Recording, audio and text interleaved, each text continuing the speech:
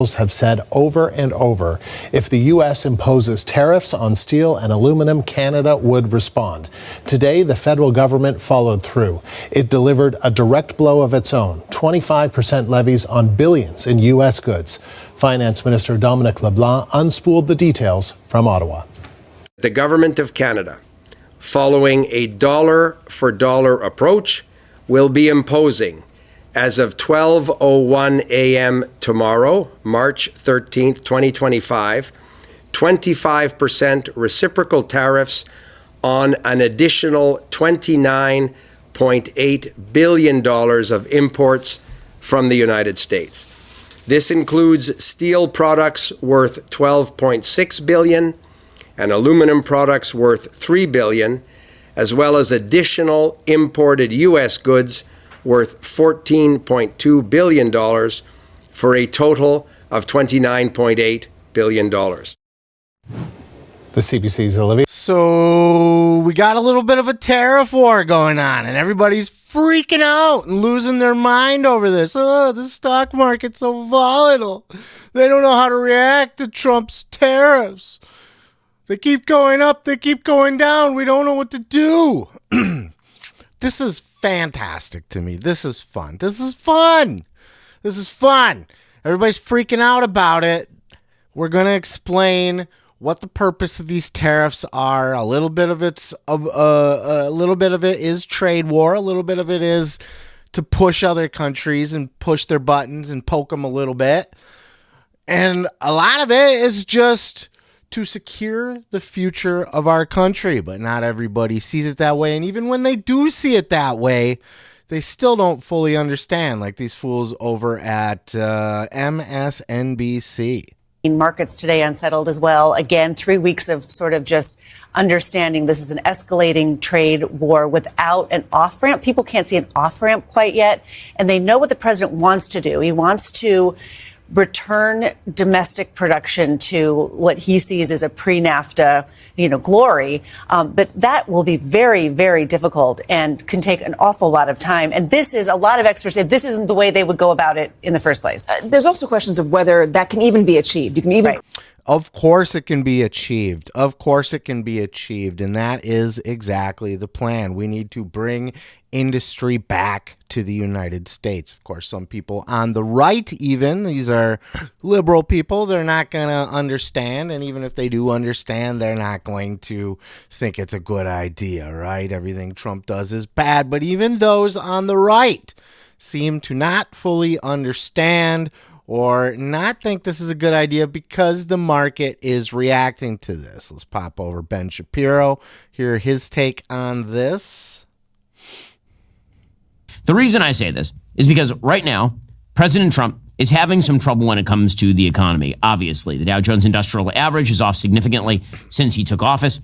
There's a lot of concern about the possibility of recession in the near future in the United States, despite some pretty strong economic fundamentals. And in the polling data, President Trump is actually moving the wrong way on the economy. According to a brand new CNN poll conducted by SSRS, the question is, how have Donald Trump's policies affected U.S. economic conditions? 51% say worsened conditions. 28% say improved conditions. 21% said have no effect. Okay, so that is not a great number for President Trump.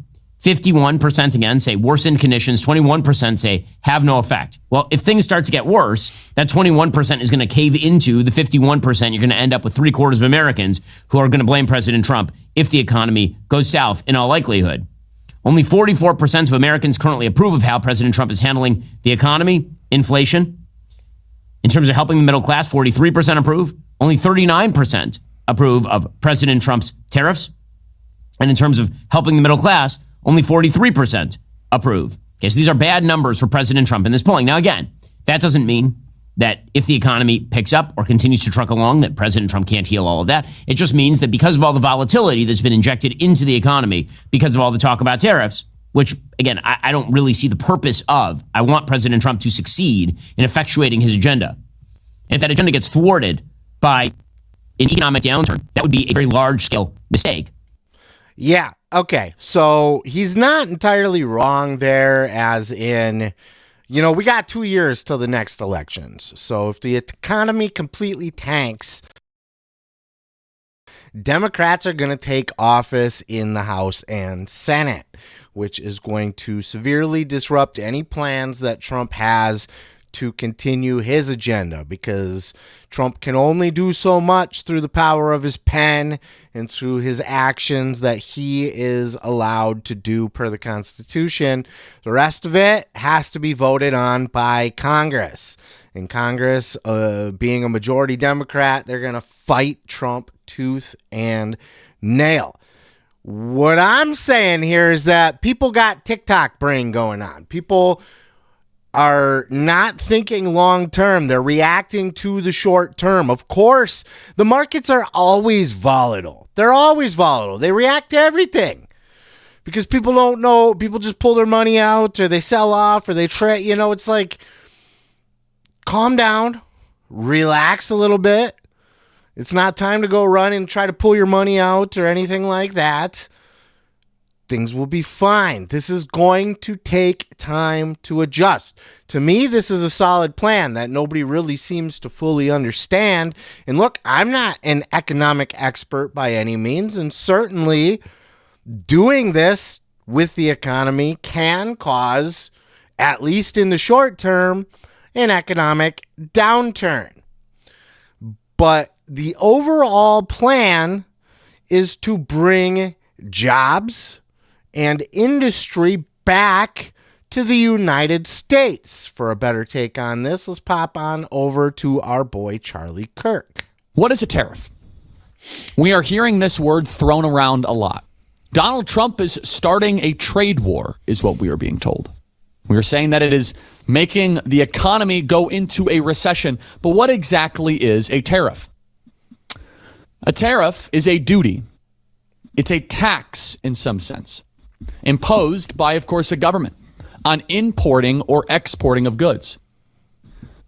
It is used as a form of negotiation many times, but as a way to try and bring both parties to the table. Now, we have tried unfettered free trade over the last 30 or 40 years. On paper, free trade with every country looks and sounds good. It looks and sounds good when we are able to say, you know what? There's no duties, there's no tariffs, there's no taxes. However, America has been largely too focused on the importation of goods into America not being tariffed. And far too often, we don't even ask the question, what about the products we make in our country that we want to import to other countries?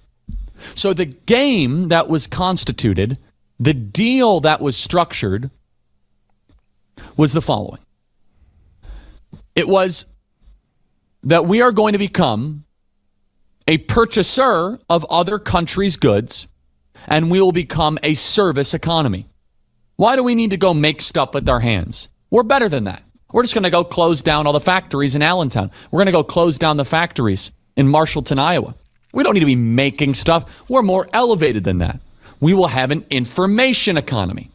And we all know how that works. Those very decisions that were made by the American corporate ruling class led to the rise and the ascension of Donald Trump.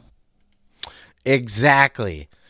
Look, we don't create anything here in the United States. We are a consumer country. All we do is buy other people's shit. And with the North American Free Trade Agreement and free trade with other countries, this has allowed countries to send all of their products over to us, one of the biggest markets on planet Earth, right? One of, if not the biggest. I think China's a little bit bigger. India's a very big market as well.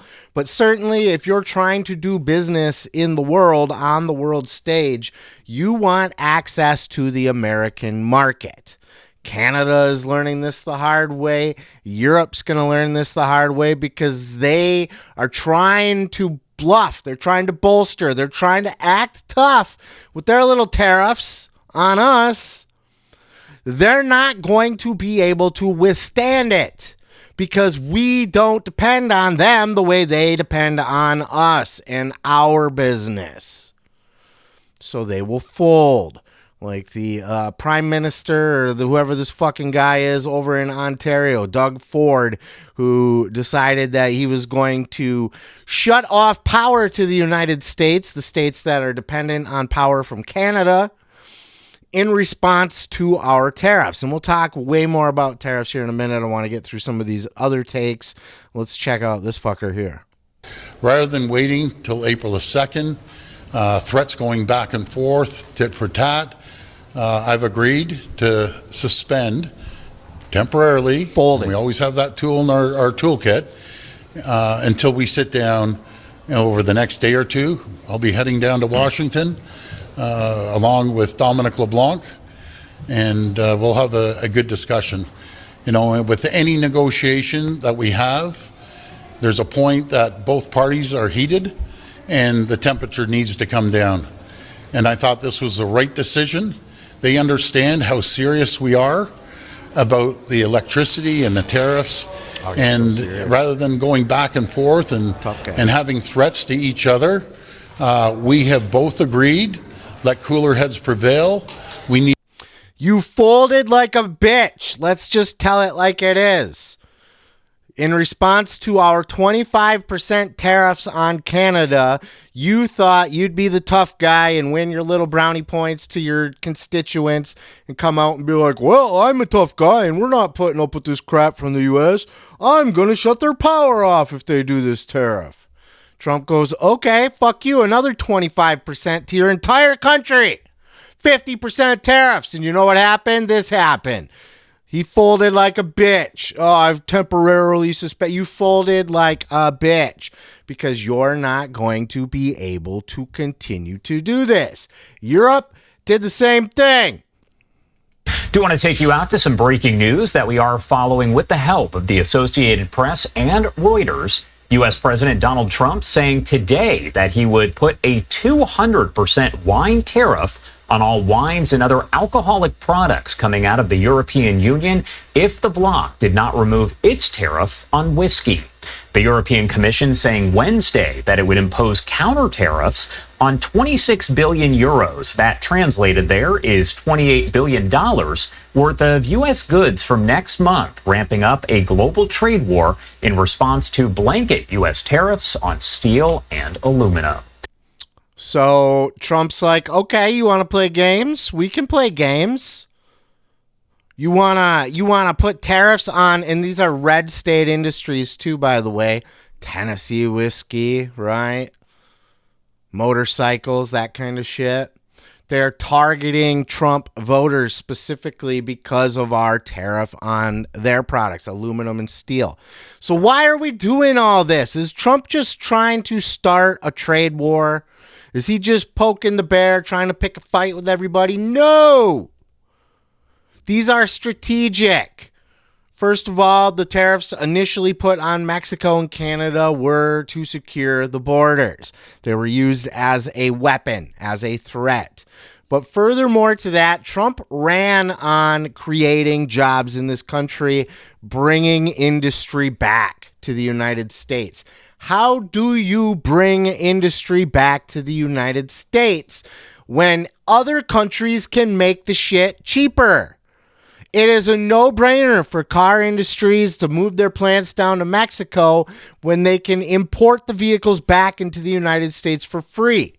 It is a no-brainer for companies to send their production off to China, where they have slave labor, basically, people that do not have a minimum wage, little kids and that sort of thing, making your iPhones, making your Nike shoes, made in China, right? Everything's cheaper there because they don't pay their employees worth of shit. And then there's no cost to send it back to the United States.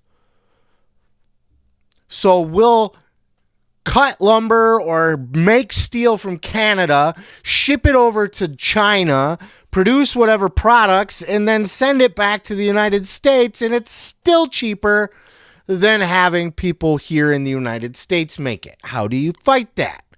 What's a good plan? If you're Democrats, you're hating on this tariff situation, what's the best way to fight this? How do you bring jobs back to the United States? You don't. You wouldn't. All you want to do is tax the rich. And then you criticize Trump. Oh, he's just cutting taxes for his business crony elites, the big businessmen, billionaires, that sort of thing. Number one, cut taxes on people that are making things, producing things, that run big companies. Number two, deregulate. Who put all the regulations in? Democrats. Biden. One of the first things he did when he came back to office was put in tons of regulations. Oh, we can't drill oil because of nature. Oh, we can't cut down our trees because of nature. But we can send our shit over to China on a big boat that uses up a bunch of oil and whatever the fuck else, coal, dirty shit, right? Over into the Chinese factories who don't give a fuck about any environmental regulations. And we'll buy our products from Canada. We'll spend money on them at a premium because they charge us tariffs for shit that they send into our country, or that we send into their country, excuse me. And this was their big idea. None of that is going to bring jobs back to the United States. And this is not going to happen overnight. It's impossible to happen overnight. So, of course, people are going to get scared. Of course, shit might get harder before it gets easier, right? The people that rely on lumber from Canada and steel and aluminum from Europe and Canada and products from China and all that shit, they're going to feel the hurt initially. And that could get passed on to United States citizens. But in the long run, and within the next 4 years, Trump don't got to worry about re-election. Yes, he's got to worry about midterms, but he doesn't have to worry about a re-election. So in 4 years, if we deregulate everything that Biden tried to regulate, cut all the regulations, fuck the environment, don't care, doesn't matter, fuck this, fuck that, doesn't matter. Cut the regulations, cut taxes, and then add a heavy punitive tariff to bringing shit back to the United States if you're producing them in another country. What is this going to do? Well, factories, producers, manufacturers could try to wait 4 years to wait out Trump.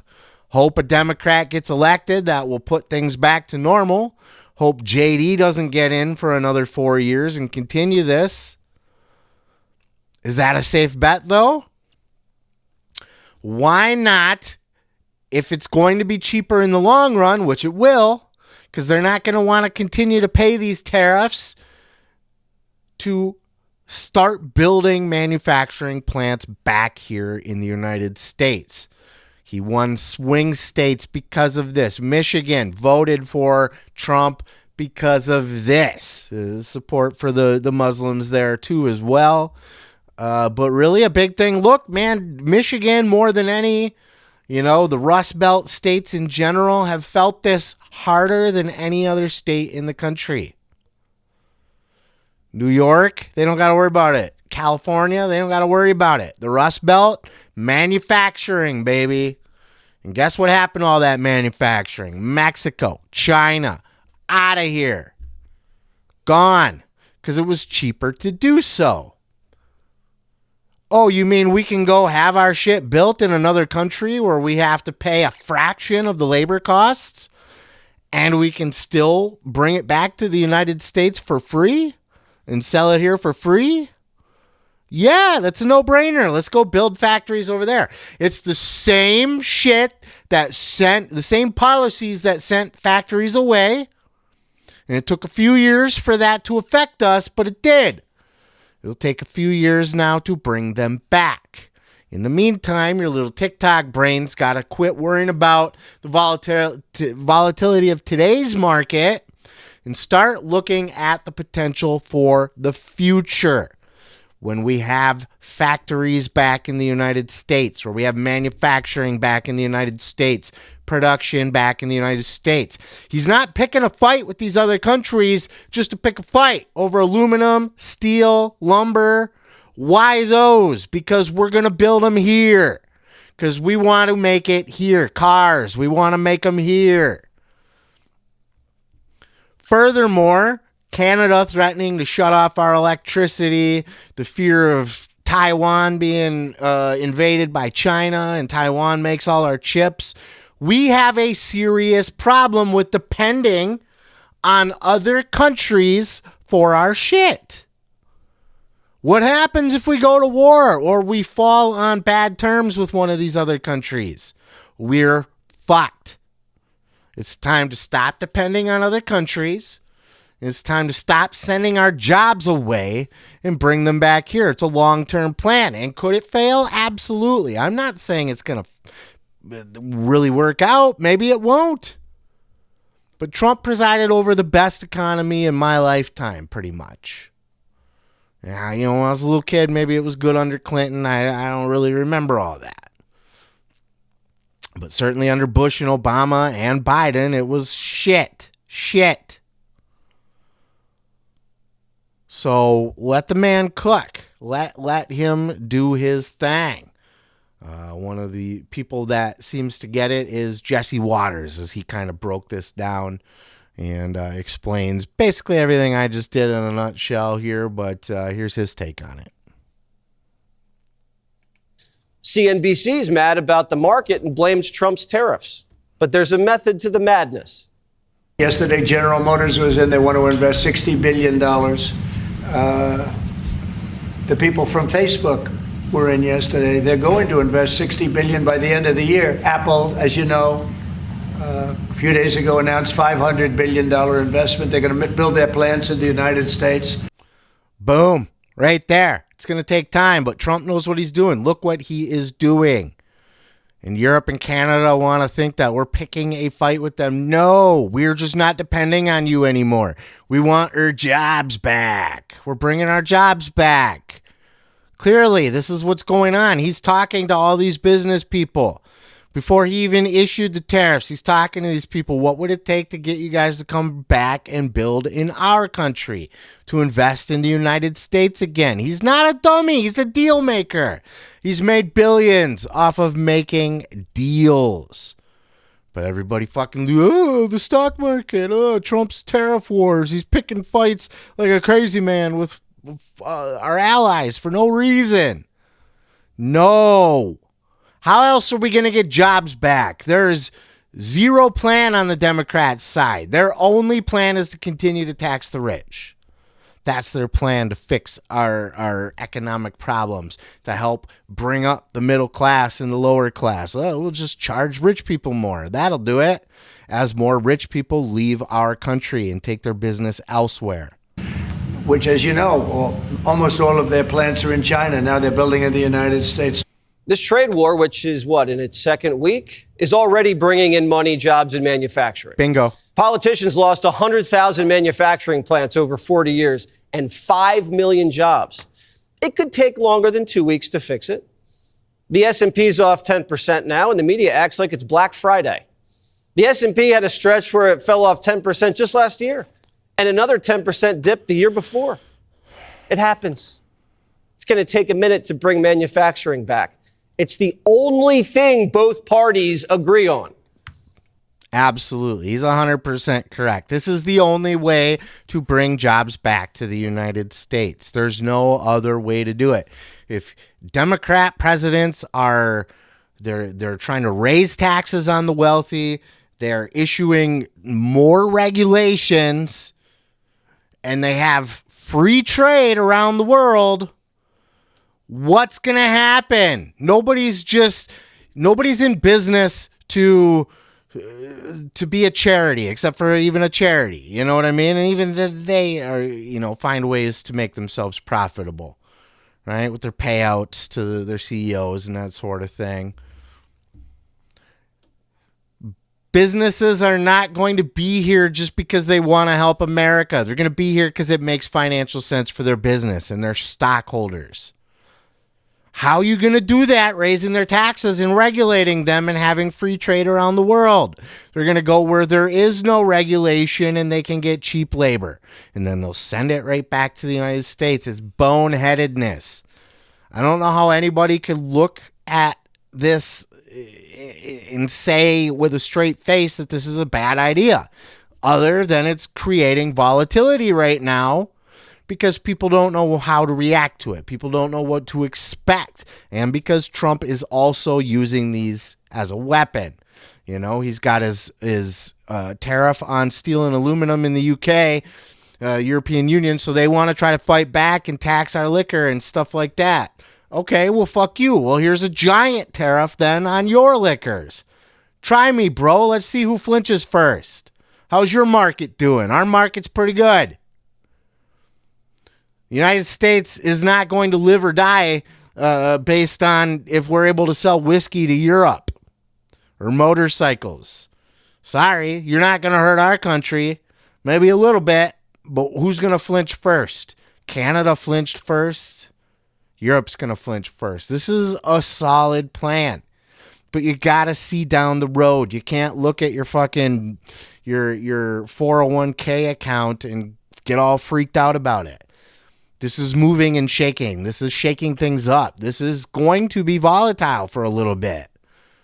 But if Trump's plan goes according, which by all accounts it already is starting to, we're going to see more plants, factories, manufacturing, production going on here in the United States. More people will buy American because when you go to the store, American stuff will be cheaper because there's no tariff on it. This will help our country in the long term. This is a solid business move. Will it work out? Will it pay off? Will they be able to turn things around quick enough before the midterms where Dems are able to take over all the Senate and the House because of the financial upheaval? All that remains to be seen. But we know Trump's a billionaire businessman who's negotiated a lot of deals. And this is a solid plan. It's a solid plan. If you were going to bring jobs back to the United States, how do you do it? This is how you do it.